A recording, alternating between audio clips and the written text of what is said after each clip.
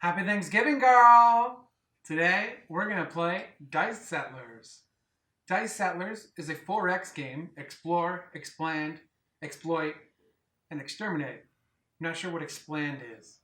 It's definitely expand. Anyways, it's a dice building, I guess a dice bag builder with the dice being your actions that you're allowed to do. However, you get a lot more dice than the actions you're actually capable of doing. So you want to combo them up into multiple different things in order to do it more than once. Otherwise, you just have a bunch of dice. It's one of the qualms I had with it is that I was able to get a lot of dice throughout the game. However, I wasn't able to get any more actions. Throughout the game, you're going to be exploring the land, placing your tents down, and then trying to convert them into houses so that you can get the points on the card at the end of the game.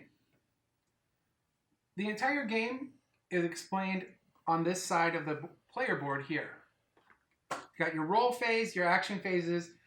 You get to do 2 actions and they have to be different. And then there's some free actions and that's how you're going to get your houses. Don't forget to convert tents to houses.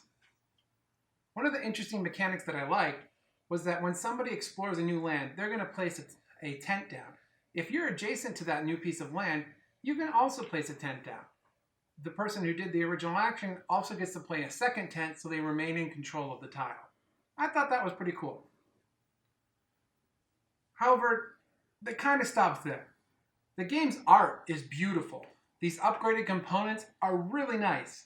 This player board, however, is really busy and probably could have shortened down because there's a lot of empty space here. Even with putting your resources, your dice, your houses, your chits, all on there, it takes up a lot of space.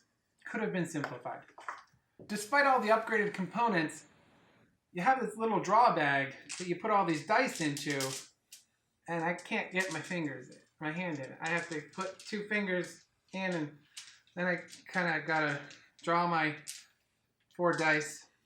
There we go, and then I can roll them, and then it's not really big enough so that when you put these in here, you're actually shaking around and shuffling, because they don't actually go anywhere. You kind of have to go like this. It's kind of just a blind draw at this point. And so there's my dice for this. And then I get to roll them away. The dice themselves are silk screen printed on there. It hasn't shipped or anything in shipping, which is great.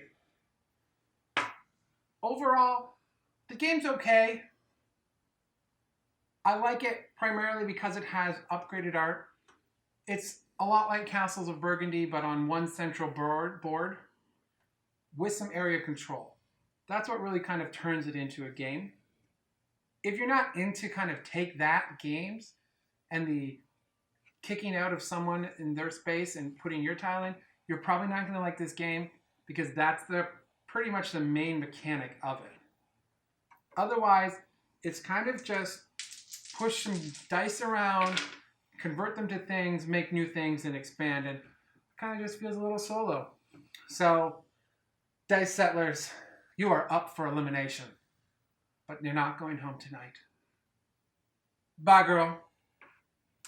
Eat lots of turkey.